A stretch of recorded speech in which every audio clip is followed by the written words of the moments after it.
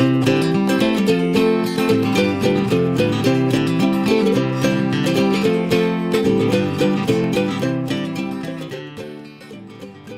guys, so in this video today I wanted to take the chance to show you how you can make journal cards with the intention of printing them out and using them in your hybrid pages.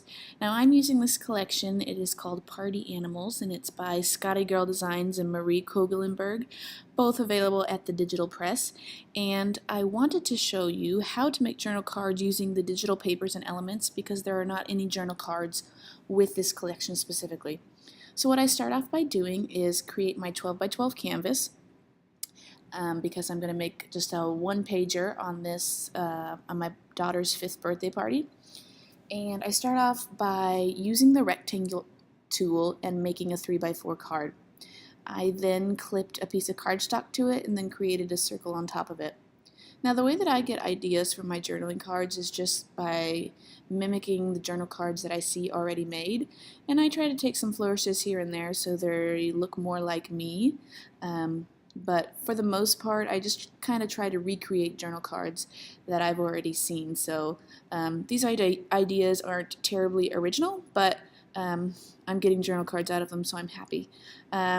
So your choices that you have while you're making these journal cards is when you put all of the elements and the pieces of paper, you can choose to add drop shadows to them if you want, and this kind of makes it look as if you were layering paper elements on top of a flat cardstock or patterned paper. But I decided just to go ahead and not add the drop shadows because I noticed in journal cards that digital designers make, they are all pretty flat and don't have any added shadows, so I kind of wanted them to look like they were journal cards that came with the collection. So on this Party Animals card, all I did was make the 3 by 4 rectangle and then clip the diagonal paper to it, and then I just added the Party Animals word art on top of it. So I'm going ahead and doing that 3 by 4 again over there and just right clicking and create clipping mask, and then I like to merge the layers because it just kind of keeps everything together and keeps those layers over on the side to a minimum. So this is a label that was in the collection. It actually happens to be 3 inches wide, so it was perfect. It just fit on that card. I didn't have to resize it at all. And I like the way that it looks because it will give me space for journaling, but I also get that pop of color with the patterned chevron. I added this word art. It says join in on the fun, and I'm just selecting all those layers and merging them so that the card will just be one flat layer and I can move it around as I please without having to worry about all of the separate pieces moving around. So here I am again, just adding some patterned paper to a background card. You will see me a lot when I create my own journaling cards using patterned paper. I just like the color, the additional color, and I do photos usually kind of plain all by themselves. If I do add anything to the photos, it's just something minor, so most of my color is coming from these journal cards.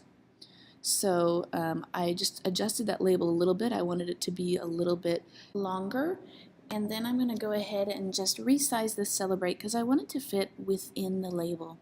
So I'm moving it, and I turned off the I'm turning off the snap to grid just so I can move this Celebrate exactly where I like it. But usually when I'm creating journal cards, I put on the snap simply because it just helps me get everything sized to exact numbers like 3 by 4. So here I am with the rectangle tool again, and I am finding the pattern paper that I want. I chose this yellow geometric paper. I am clipping it to the 3 by 4 rectangle that I created, and then I merged the layers, and now I'm just looking for word art that can go on this card. This is going to be another journal card, but I wanted this together with friends to be up at the top there. I just adjusted the angle so that it was kind of askew. I just like the little bit of whimsy that it adds to the card.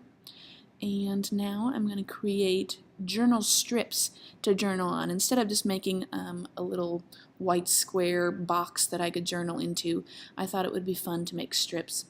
So I just kind of freehanded it. It's not any specific size. And now I decided I was going to do it at an angle, but then I realized that in order to duplicate it to make additional journal strips, that it would be easy for it not to be at an angle at first. So I'm just duplicating, and I'm going to continue to duplicate until I have as many as I need.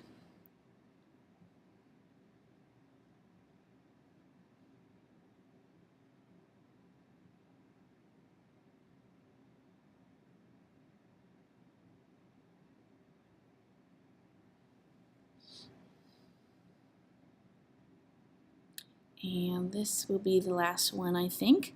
And now what I'm going to do is go back in and add that the angle that I wanted to those strips originally. So I'm going to pick the first one, and I'm going to do it at the same angle as I did the word art, so it's just -3. And then I'm going to leave the second one straight and then put this one at just 3, not negative, because I want it to do the angle in the opposite direction. And then I'm going to skip one and then do a -3 here.